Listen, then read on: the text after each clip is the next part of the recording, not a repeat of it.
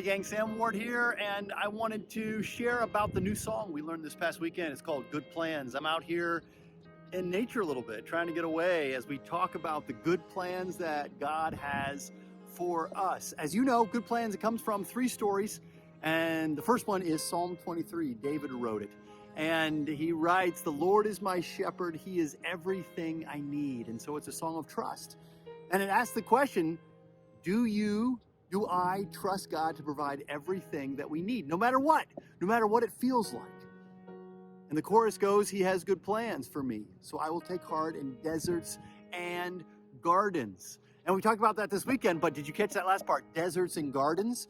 The gardens part, I think, is the Garden of Eden, where God puts a man and a woman, and it's perfect, except for this snake, this serpent, who said, "Did God really say?" In other words, the serpent is asking, this is the Sam translation, is God really good? Are his plans good for you?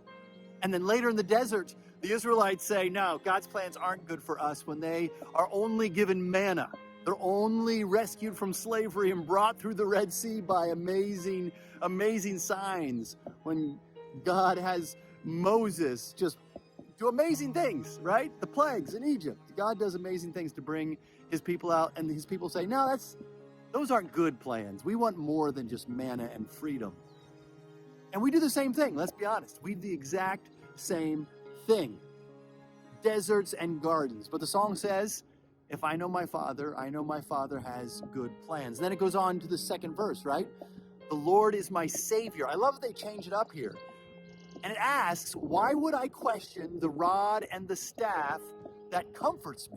In other words, God's protection for me, God's discipline for me. Why would I question that? And then it goes on, he quiets the waters, which comes from Psalm 23. He quiets the waters, but also the storms inside of me. And it's referring to Mark 4, right? Where Jesus stands up in a boat and says, "Be still." The disciples can't imagine it, but it's also the unrest, the lack of trust, the challenges that we have with what's happening inside of us. He calms all of that. We trust him with his good plans. And then the bridge. Surely your goodness and mercy will follow after me, so fear will not find me. Fear of what? The psalm says the fear of any evil, no evil. We don't have to fear that. Why? Because I'll be dwelling in the house of God. That is future. We don't have to have fear of evil now because of the plans God has for us in the future. We know how the story ends.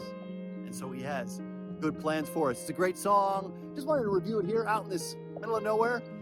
Well, Eagle Marsh, actually. Hope to sing it with you this weekend.